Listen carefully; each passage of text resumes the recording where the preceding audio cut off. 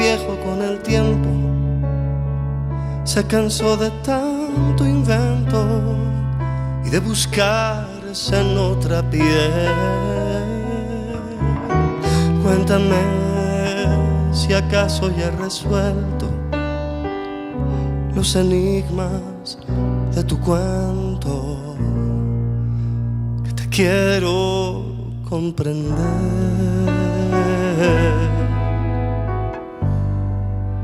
que te quiero conocer,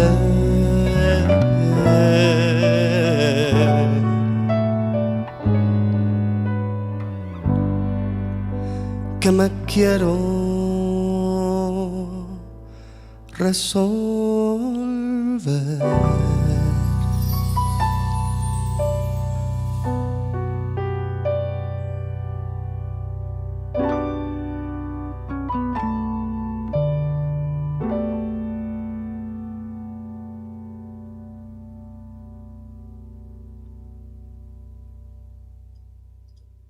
Hola amigos y amigas, qué suerte una semana más acá con ustedes. Bueno, el personaje que tenemos esta semana es un número uno. Yo cuando estaba allá por México, cuando llegué por el año 2014, finales del 2014, a trabajar con Fato, en ese tiempo empecé a conocer una cantidad de artistas que yo honestamente no conocía. De pronto allá en Argentina, viste, estamos un poco alejados de esta gran industria mexicana, pero no fue raro empezar a escuchar su nombre en aquellas bohemias, ¿no? Y estoy hablando de un cantautor, un número uno de México que ha compartido canciones bueno, ha hecho éxitos en voces de Kalimba, de Camila, tiene éxitos como Un pedacito de Edén, Estoy aquí, Sin ti, Un beso grande, Las cartas sobre la mesa. Es una artista que empezó por esos alrededores de las colonias La Condesa y Roma, y empezó a construir su popularidad. Eh, Empezó como independiente y se acercó a la industria. La industria le dio un espacio y, bueno, no quiero tardarlos más con esta presentación, pero estoy seguro que vamos a tener una nueva entrevista alucinante y nuestro invitado de hoy es el gran Edgar Oceransky. Bienvenido, Gary. Hola, hola, ¿cómo estás? Muchas gracias por la invitación a estar contigo. Muchas gracias por permitirme no solo conversar contigo, sino a través de ti hablar con toda la gente que te sigue y que nos va a ver en esta charla. Bueno, vos sabés, querido Edgar, que estas charlas normalmente empezamos desde el comienzo. Y como esto se trata en realidad de ti, que estás ahí del otro lado viéndonos, cada uno de nuestros invitados viene a dejarnos un poquito su experiencia, cómo lograron sus éxitos, cómo lograron llegar a sus anhelos del corazón, ¿no? Algunos son emprendedores, otros artistas como Edgar, otros políticos, pero todos tienen dentro una visión de lo que quieren para la vida. Entonces, Edgar, si te animás, contame cómo fue ese primer contexto familiar, cómo es que te acercaste a la música, cómo fueron esos primeros años en donde yo me imagino que, bueno, México es un México muy musical, pero ¿cómo fue tu llegada a esos contextos, digamos, con la música, enamorarte de la guitarra? Mira, yo tuve la fortuna de crecer en una familia muy musical.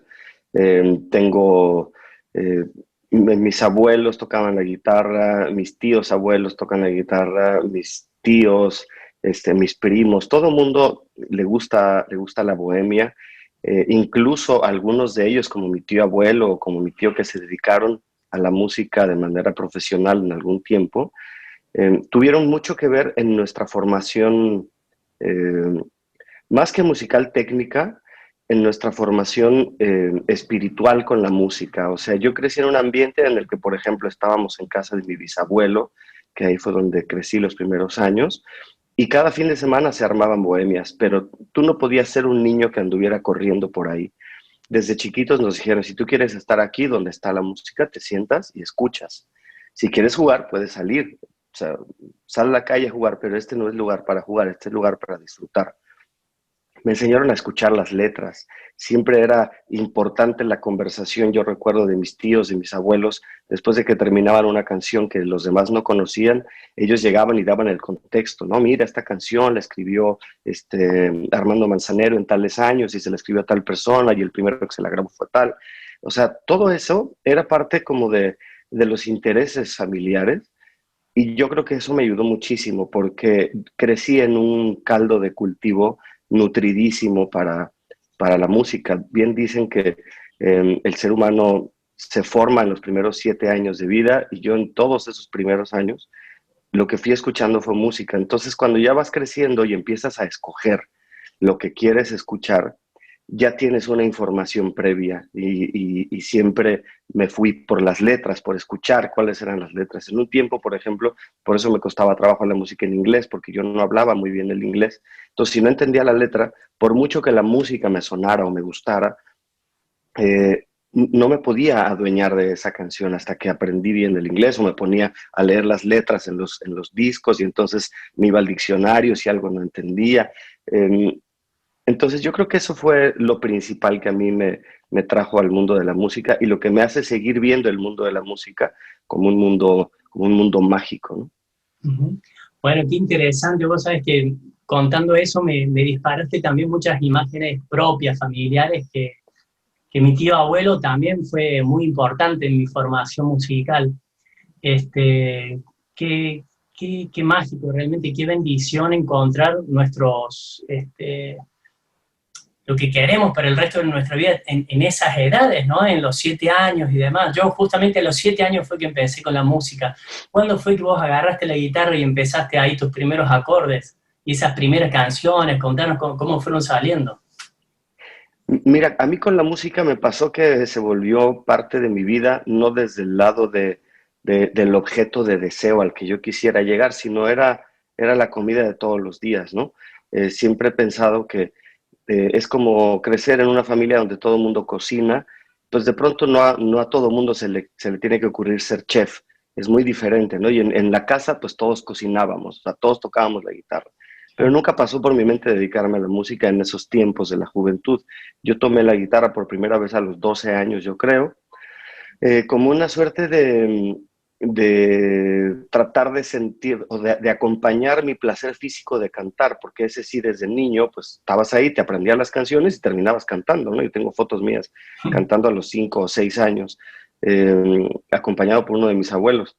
Pero ya en la secundaria quise empezar a acompañarme las canciones que yo ya me sabía y que no eran parte de los boleros y de las canciones rancheras y norteñas que se escuchaban en casa. Entonces yo ahí tomé la guitarra y me empecé a aprender algunas canciones. Pero no era mi intención dedicarme a la música. Empecé estudiando, más bien empecé sin estudiar.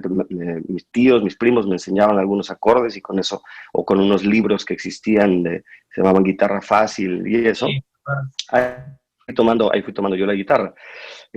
Incluso en la preparatoria tuve una banda de rock por entretenimiento. Éramos malísimos, la verdad éramos malísimos, pero nos entreteníamos mucho, nos divertíamos mucho. Ahí hice algunos de mis grandes amigos de toda la vida.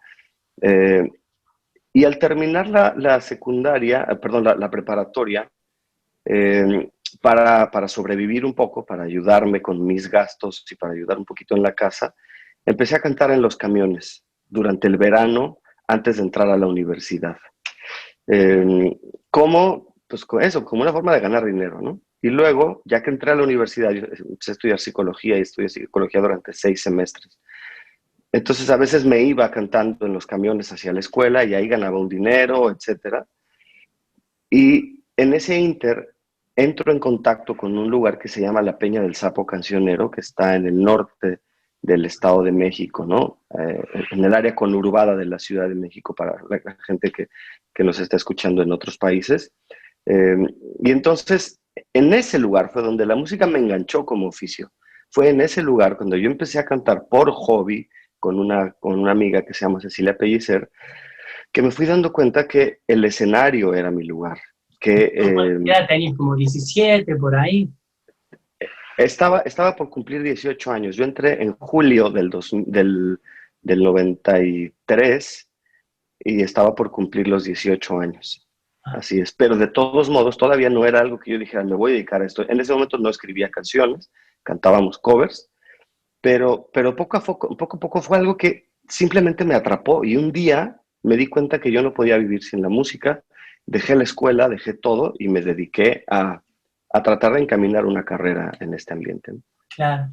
¿Y cómo fueron esos? Mira, a mí hay una cosa que me llama mucho la atención, es cómo se van armando esos círculos, ¿no? de influencias, porque primero, la primera influencia que acabamos de contar es la tuya ahí con la familia, que ya sembró algo verdadero dentro de tu corazón, dentro de tus necesidades de expresión. Luego, segundo, me contaste sobre esas influencias exteriores, ¿no? Que yo sé que en tu biografía lo pones a Joaquín Sabina como alguien muy importante, digamos, dentro de tus influencias, pero recién nos hablaste de las influencias de la música de afuera, de Estados Unidos, que ustedes allá en México están pegados y siempre se enteran primero de todo, de lo que llega de Estados Unidos. Y entonces, ¿cómo llega este tercer círculo de influencias en donde empezás a ser parte de un colectivo de nuevos cantautores de México, ¿no? Porque ahí está Delgadillo, está Ornelas, y bueno, también en los 90 estaba Fato saliendo, entonces de alguna forma empezás a hacer, bueno, Mario Dom, obviamente, que yo sé que vos sos muy amigo de él, pero ¿cómo es que se empieza a generar ese espacio común, ¿no? Eso a mí me llama mucho la atención porque hablando con otros compositores, con otros cantautores, siempre surge eso, es como que hay un colectivo que se une y que detrás de esa unión empiezan a surgir oportunidades para todos. Mira, yo creo que justo el Sapo Cancionero tuvo mucho que ver en eso, en juntarnos, porque era el sitio donde se reunía todo el mundo. Primero, cuando yo empecé a cantar en ese lugar, ya Fernando Delgadillo era una figura que empezaba a tomar importancia. Alejandro Filio ya era una figura importante. Mexicanto eran un dueto ya importante. Por ahí había pasado Eugenia León, había pasado Oscar Chávez. Yo veía, a mí me tocó ver en conciertos así en chiquito, ahí en el Sapo para 150 personas, a Alberto Cortés, a Mauri Pérez, a gente a la que yo le aprendí muchas cosas, ¿no? Entonces, en el camerino empezaban estos contactos de igual a igual, ¿no? O sea, yo me sentaba en el mismo camerino con Alberto Cortés y le acercaba su vaso de agua con muchos hielos, o le servía su copa de vino tinto, ¿no? Y entonces se ponía a platicar y nos decía cosas, lo mismo con Amaury Pérez, y entonces todo el mundo empezó a querer llegar a cantar el Sapo, ¿sabes? Y creo que hubo un vínculo muy importante que ahorita lo estoy recordando y me resuena mucho porque estoy en Torreón, México, al norte de México, que es la ciudad donde nació Miguel Luna y donde nació Mario Dom. Y yo en el Sapo Cancionero los conozco a los dos en un concierto. Mario Dom era el pianista de Miguel Luna y entonces ahí yo me quedo impactado con el trabajo de ambos. Primero con el trabajo de Miguel como compositor y luego el de Mario como pianista, que en ese momento él ya escribía, pero iba solo de músico acompañante. Y ahí nos hicimos muy amigos. Y entonces es que yo conozco a este otro círculo que no estaba tan cercano a la Peña, que era Raúl Ornelas, que era Fato, Reilly, de la banda Elefante, que después se separó y se hizo solista, y muchos otros compositores que ellos se dedicaban sobre todo a escribir canciones para otros autores. Ya después ellos tomaron su carrera como cantantes, pero en ese tiempo muchos de ellos estaban escribiendo canciones para otros artistas. Entonces, ese vínculo creo que fue Miguel Luna el que me ayudó a empezar a meterme en otros círculos, a modo de que este círculo terminó haciéndose más bien más grande y nos terminamos conociendo todos y terminamos siendo amigos. Claro, claro, claro. Vos sabés que, bueno, y después, avanzando en el tiempo en tu carrera propiamente discográfica, cuando empezás, ¿cómo es que llegás primero? Yo sé que esos son los pasos que empezaste a dar como independiente, empezaste a generar un ruido y claro, una discográfica dijo, acá hay algo importante, venga para acá, te buscaron, sacaste tu primer disco. ¿Cómo fue ese acercamiento y cómo fue que de eso pasaste después a decir, no, no, yo necesito ser independiente, lo buscaste, sentiste que en la industria discográfica como artista no llegabas a hacer todo lo que querías hacer? ¿Cómo fue ese proceso de...? Vos sabés que en este tiempo los emprendedores musicales cada día más tienen que buscar esa independencia porque de alguna forma cómo se está construyendo ahora la industria, ¿no?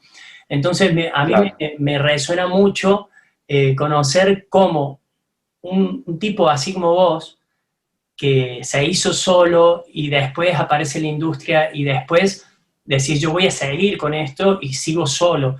Me llama por ese sentido, ¿me entiendes? Porque muchos se enamoran de la industria y dicen, no, yo voy por acá, ¿me entiendes? Claro. Mira, yo creo que tiene que ver mucho con mi formación, tanto familiar como musical, como profesional, como con la universidad. Eso a mí me volvió un tipo siempre crítico y siempre independiente. El hecho de yo haber estado con una disquera, con una discográfica, no me quitó la independencia. Lo que me dio fue dinero para producir un disco. Yo así lo vi. Eh, yo estaba haciendo los primeros demos con Mario Dom del disco Estoy Aquí. Yo ya me sentía listo para sacar un primer disco. Y entonces hicimos los primeros demos, pero me faltaba el dinero para el estudio de grabación, para pagar los músicos ya reales, sacar una maquila, etcétera, ¿no? Eso es lo que estaba en mi cabeza, porque es lo que yo veía como ejemplo inmediato, que era, por ejemplo, Fernando Delgadillo. Todos ellos hacían eso, ellos no eran parte de la industria discográfica comercial, por así decirlo, ¿no? Entonces yo estaba buscando en ese camino y por ahí la compañía Sony empieza a buscar a Fernando Delgadillo, justamente para firmarlo. Y la que era manager de Fernando en ese momento hacía algunas cosas conmigo, de repente trabajábamos juntos, no era mi manager, pero de repente hacíamos cosas, nos conocíamos hacía tiempo. Y ella les pasó mi demo y les dijo, oigan, pues si quieren, ¿por qué no escuchan también a Ever Rozaransky? Y así fue que un día, de la manera más sencilla y casual, como te lo estoy contando, un día tenía un concierto en un lugar que se llama El Péndulo, que está justo en la Condesa, y cuando terminé el concierto me dijeron, oye, pues te están esperando ahí dos tipos que dicen que vienen de Sony Music, y eran Paul Forat y Kevin Lowry, que eran el director y el AIR de Sony México.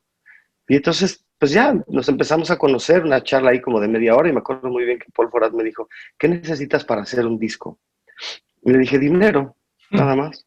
Ok, ¿cómo cuánto necesitas? Le dije, pues yo estaba, porque aparte yo ya tenía claro cuánto dinero necesitaba conseguir, ¿no? Claro. Dije, pues creo que yo necesito tanto dinero. En ese tiempo eran $10,000. Y me dijo, ok, pásate el lunes por la oficina y te voy a hacer un cheque. Dije, bueno, o sea, yo no me lo podía creer, pero también dije, estaba yo muy chamaco, ¿sabes? Tenía 23, 24 años y también la vida era así como, venga, vamos a hacerlo, ¿no? Claro. Literal, al lunes me fui a su oficina, empezamos a platicar un poco más y me dice, bueno, pues aquí está el cheque y tienes un mes el estudio de Sony en México para producir un disco. ¿Qué más necesitas? Le dije, nada. Y entonces me fui a meter al estudio, yo solo, con esos demos, porque a Mario lo acababan de firmar en la misma disquera y él estaba en Los Ángeles grabando su primer disco también. Claro. De la misma forma, le dijeron cuánto dinero necesitas, le dieron el dinero y se fue para allá. O sea, entonces empecé a hacer el disco. No tuve un productor que no fuera los demos que hice con Mario. No conocía ni siquiera músicos de sesión para grabar en un estudio. Entonces tenía ya el único vínculo es un gran hermano que a la fecha sigue siendo mi hermano y sigue tocando conmigo, un bajista argentino que se llama Ariel Cavalieri, que lo conocí desde entonces. Ariel Cavalieri fue bajista de Julieta Venegas muchos años, por ejemplo, ¿no? Pues bueno, Ariel lo conocí recién llegado a México, nos hicimos amigos, entonces cuando a mí me dicen, vete a grabar tu disco, al primero que le hablo es Ariel Cavalieri. Y le digo, empiezan a presentar gente porque no conozco a nadie. Entonces él me trajo a un baterista espectacular también, que se llama Hernán Hest, otro argentino maravilloso que toca con Eli Guerra y que toca con mucha gente. Y de ahí empecé a juntar a la gente, ¿no? Saqué el disco, me preguntaron cuál quería yo que fuera el primer sencillo, yo les dije cuál creía, me preguntaron quién quería que fuera el productor, el director de mi video, yo les dije quién quería que fuera, o sea, ¿sabes? Siempre fui independiente. Sí, sí. Todo las historias terroríficas que te cuentan de una disquera, yo no las viví, de que alguien Bueno, llegaba y te tengo decía cómo tenías que hacer o así.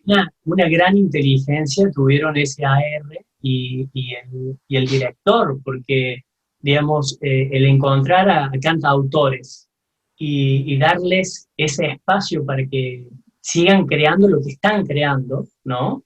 Porque lo que es cierto es que vos estabas creando un vínculo con un público específico que estabas vibrando contigo, ¿cierto? Y de pronto es muy fácil, digamos, toparse con productores, con personas que dicen, no, pero para que pegue más tenés que hacer esto, ¿viste? Entonces, mucha inteligencia de esta gente realmente haberte dejado esa libertad y bueno, que vos saques el producto que realmente al cual vos confiabas.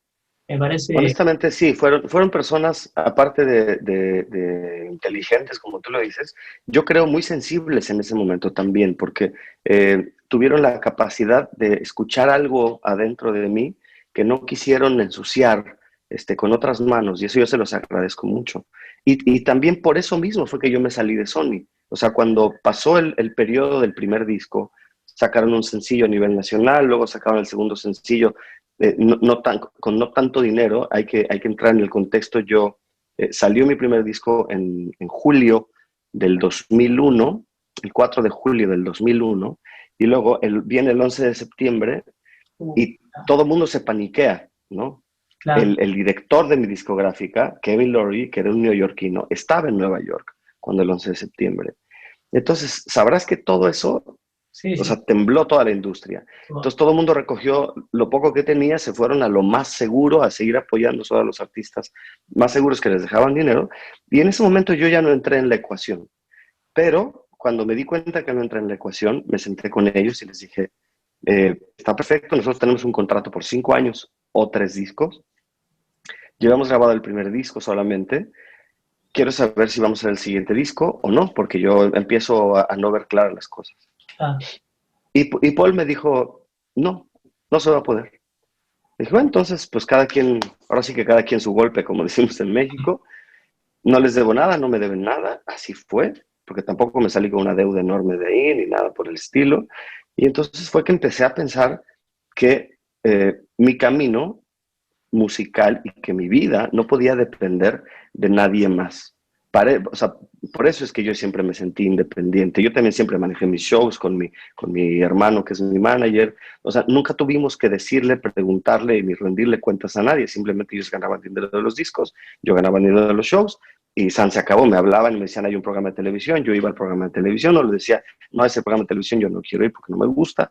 Nunca hubo mayor otra cosa, ¿no? Entonces yo, para continuar con mi independencia, fue que dije, tengo que seguir yo solo, porque claro, para ellos, por muy amables y consecuentes que hayan sido conmigo, hay que ser realistas. Para una discográfica, tú eres un disco más, punto. Y si ese disco no funciona, los números son muy fríos y entonces lo que sigue, porque ellos tienen que rendirle cuentas a la gente que pone el dinero, y eso es correcto. Yo hoy que soy empresario lo sé, hoy me doy cuenta y lo veo así de fríamente, pero para mí era mi vida entera, no era un disco, era mi vida completa. Entonces mi vida no podía estar en manos de un ejecutivo que vivía en Nueva York o de los dueños que ponían el dinero que estaban en Japón. O sea, eso no podía ser para mí. Entonces por eso fue que decidí continuar mi carrera sin un sello disquero.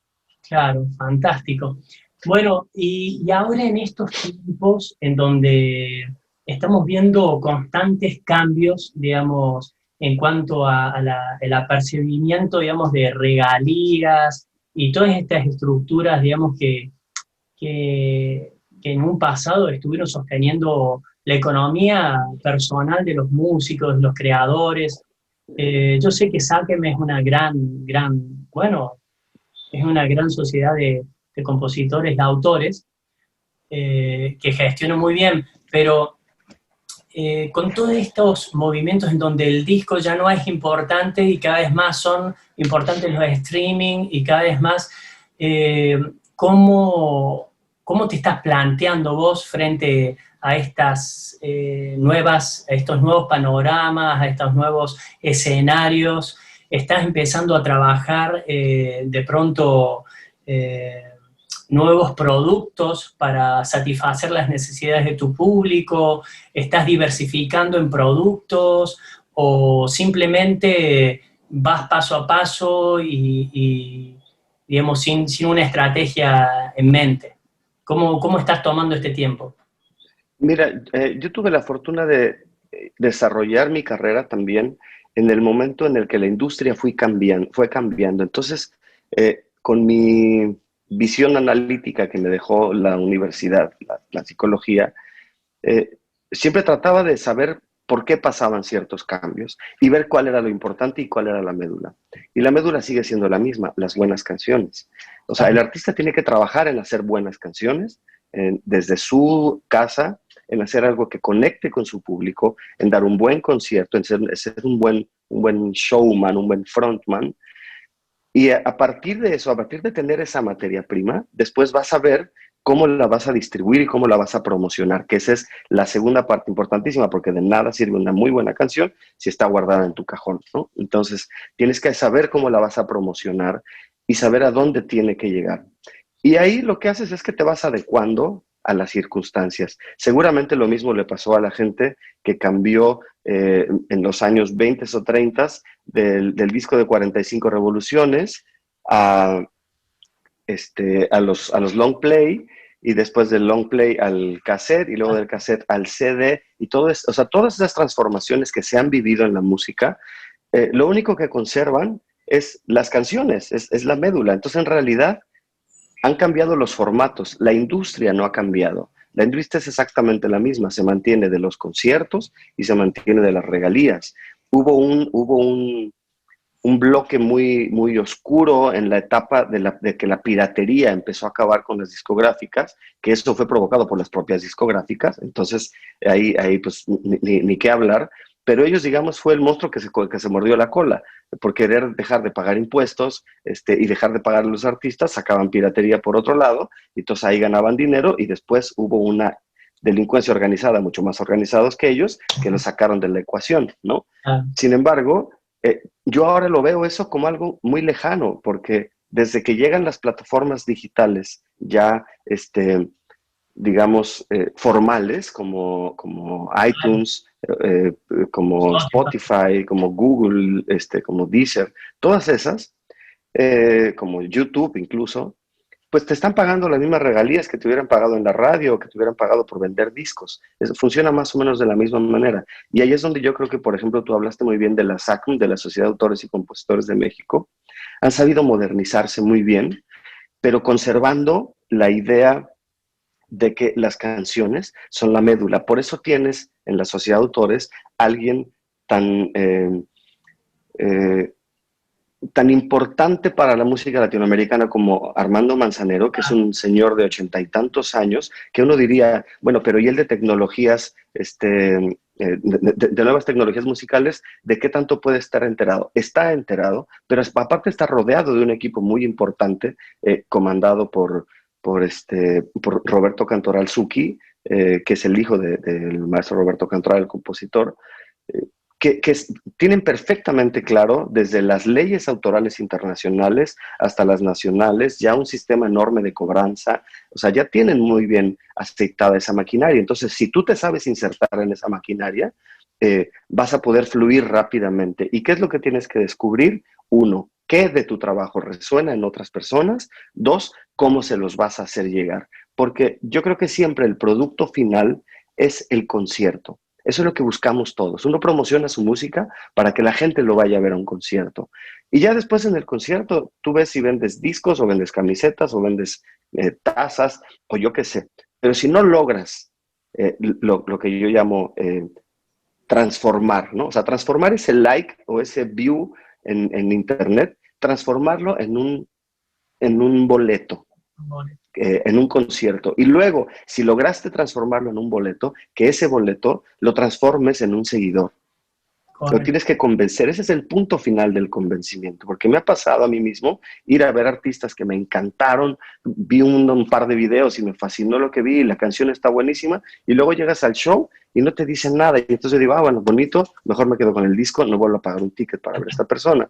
Claro. Eso lo tienes que convertir, tienes que saber convertir, ¿no? Entonces yo creo que ahí es donde está la otra parte creativa del músico, porque nosotros los músicos, o en general los artistas, decimos que somos creativos, pero cerramos nuestra creatividad o la encerramos solamente en la composición de nuestras canciones. Y la composición de nuestras canciones es el principio de nuestra creatividad. Tenemos que ser creativos para todo, para que se nos ocurran cosas como sobrevivir, para que se nos ocurran cómo nos vamos a presentar en un concierto, para que se nos ocurra cómo conocer nuevos empresarios. Para todo tenemos que ser creativos, no solo para escribir. Eso que estás diciendo me parece súper importante, y vos que estás de ese otro lado también prestale atención, porque en este tiempo donde la pandemia fue acelerando todo lo que iba a venir en los próximos 5 o 6 años, aceleró todos esos procesos de interacción a través de redes sociales. El hecho de ser creativos y reinventarnos, ¿no? Y poder vernos a la luz de otras perspectivas y darnos puentes de comunicación hacia nuestros objetivos, puentes nuevos que antes no estaban. Entonces, hace poco leí a un filósofo de descendencia judía, no sé si es israelí él, pero él decía de la importancia que en los próximos 20 años uno no sabe realmente cuáles van a ser las carreras que van a permanecer y cuáles no. Pero lo que sí está seguro es que el ser humano va a tener una necesidad imperiosa de desarrollar su inteligencia emocional, porque va a haber tantos cambios, no va a ser un cambio como en su momento fue la industria cuando irrumpió. Vos sabés, vos lo conocés seguramente, Alvin Toffler, que habló de la tercera ola. En la primera ola, todo lo que tenía que ver con la agricultura, la segunda, la industria, y esta tercera que tiene que ver con todas estas comunicaciones nuevas. Pero bueno, este filósofo como replantea esta situación y dice, ok, no es solamente un cambio, sino que van a ser multiplicidades de cambios y todos van a tender sobre todo a las automatizaciones de cosas, ¿no? A través de la inteligencia artificial. Entonces, ¿cómo sabemos que lo que hacemos hoy va a permanecer en un tiempo? ¿Cómo sabemos que la elección de una carrera de hoy nos va a servir el día de mañana para algo? Entonces él habla de cómo es imperioso desarrollar esa inteligencia emocional como primera aptitud y habilidad para acomodarse a los tiempos. Entonces me parece bien interesante eso que estabas diciendo. Y es que yo creo que en realidad esos tiempos, digamos que la humanidad siempre ha sido así, hemos estado sometidos a los cambios eternamente. Lo que pasa es que hubo una parte de esta posmodernidad que después de haber vivido cosas tan duras como las 2 primeras guerras mundiales y luego la Guerra Fría, donde los cambios fueron también tan no solamente rápidos, sino dolorosos, la gente lo que necesitaba era sentirse segura. Por eso la industria de la seguridad deja tanto dinero. Por eso empezaron los seguros de coche, los seguros de vida, los seguros de casa, los seguros de escuelas, los seguros para todo. Y eso mismo nos hicieron creer con la escuela. O sea que o tenías un título universitario, por lo menos, o si no, no eras nadie. Y entonces ya cuando estás en la universidad te hacen sentir que si no tienes un doctorado, por lo menos, no vas a ser nadie. Y así se va llevando la vida y tú estás buscando tu seguridad, cuando en realidad lo que tienes que desarrollar es tu capacidad de adaptarte al entorno. La mayor parte de mis compañeros que sí terminaron la universidad, que sí estudiaron una maestría, que sí terminaron el doctorado, yo te puedo decir que el 90% de esa gente no está trabajando en lo que estudió. Así de sencillo, para lo que están supuestamente capacitados. Pero, ¿qué ventaja les dio la escuela? La única ventaja y la misma que me dio a mí, abrirte la mente para poderte adaptar al entorno, a cualquier entorno en el que tú te quieras meter, ¿no? Porque las competencias realmente se van adquiriendo sobre la marcha. Lo que pasa es que el título universitario te ayuda a pasar el primer filtro, ¿no? Para que te den ese primer trabajo. Pero más allá de ello, no, nunca vas a saber en qué va a terminar tu carrera laboral conforme a lo que estudiaste, ¿no? Correcto. Edgar, querido, no, obviamente no quiero abusar de tu tiempo y nada, pero sí me gustaría robarte un poquito más de tiempo para que nos cuentes qué es lo que vos visualizás. Hace poco, mira, tuvimos una entrevista con Sergio Plasencia y después con Beto Murgas, Beto es de acá de Colombia. Son empresarios, ¿no? de las discográficas y de la música.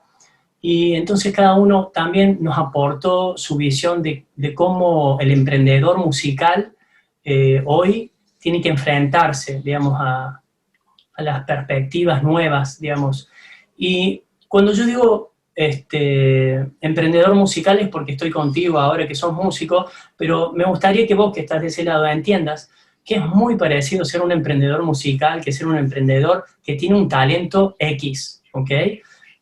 Normalmente cualquier emprendedor que tiene un talento necesita desarrollar cosas muy similares que las que estamos viviendo el segmento de la música. Entonces, vos como emprendedor con talento que sos y que nos has contado esa historia de independencia donde has sabido forjar un nombre, relaciones, una estructura en donde has sacado partido también de la parte de la industria y a la vez has tenido esa ventaja de permanecer con tu visión.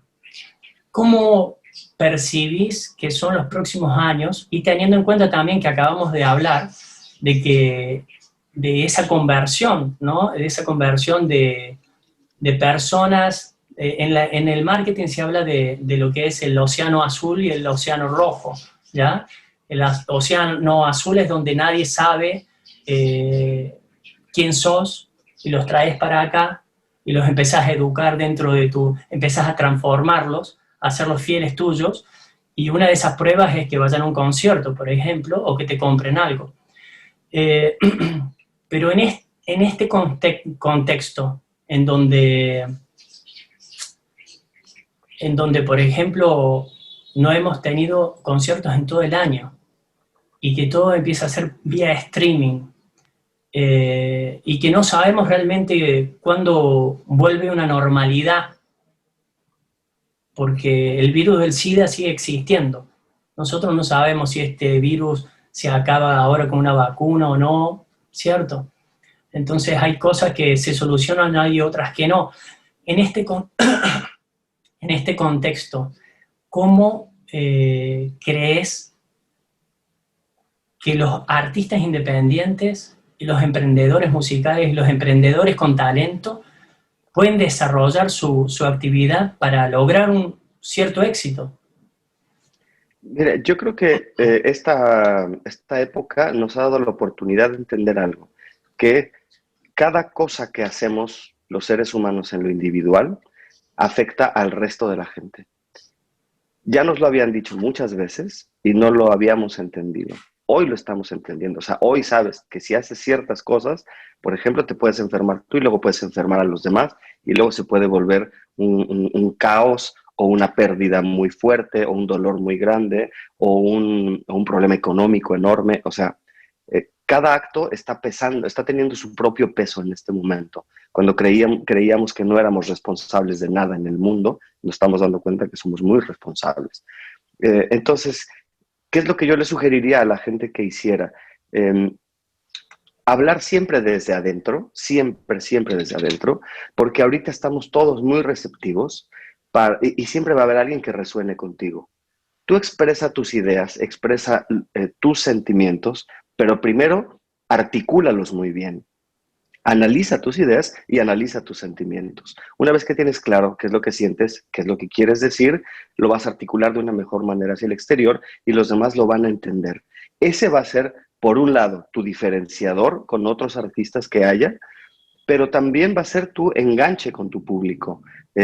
Tenemos que recordar que la gente que va a un concierto a escuchar una canción es porque se siente identificado de alguna manera con esa canción. Entonces, tienes que ser lo suficientemente analítico como para saber, primero, qué de ti es lo que quieres mostrar y después lo suficientemente crítico para saber qué es lo que tú ya mostraste y qué es lo que sí enganchó con los demás, ¿no? Porque nunca va a ser absolutamente cada canción que sacas le va a gustar a todo el mundo, no, pero tú tienes una necesidad expresiva, sin embargo también tienes una necesidad de desenvolverte en un mundo que funciona de cierta manera y con ciertas reglas. Entonces, si aquí está tu mundo, si es que estuvieran separados, que no están separados, pero si tratamos de ponerlo gráfico, aquí está tu ser y aquí está tu convergencia del ser con el resto del mundo. Tienes que encontrar esa intersección para hacerla cada vez más grande y más rica, más llena de cosas, porque también hay que decir algo.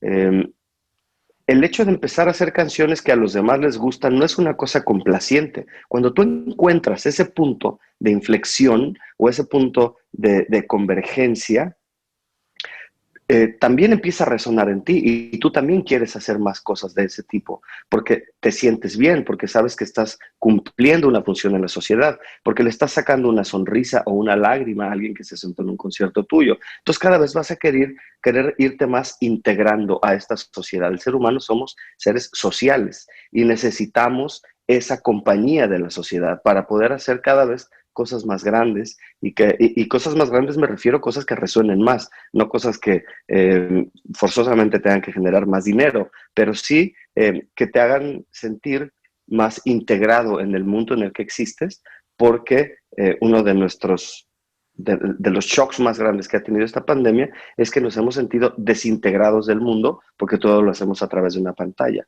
Entonces tenemos que volver a sentirnos integrados con ellos. Y también tenemos que saber que esto se va a acabar pronto. Efectivamente no sabemos cuándo, pero la vida no va a ser así todo el tiempo. O sea, yo ahora mismo, primero que estuve haciendo conciertos vía streaming, todos pagados, digamos, algunos con una causa, como el primer concierto pagado que hice vía streaming, que era para fabricar caretas para los médicos en México. Después los fui haciendo para yo seguir subsistiendo, pero vas buscando ese diferenciador. Y lo que yo hacía es que hacía un Zoom con la gente y tenía conciertos solo de 20 personas. Después de que venía del Trova Fest de hacer un concierto para 15,000 personas, entonces estuvimos tete a tete con 20 personas. Porque ¿qué diferencia hay entre las canciones que ya existen mías en YouTube? Toda mi música está en YouTube y en Spotify y en iTunes. Entonces, ¿para qué le voy a hacer a la gente pagar otra vez? La diferencia es que yo me sentaba con ellos a platicar, a contarles por qué escribí esa canción o a preguntarles por qué a ellos les gustaba esa canción.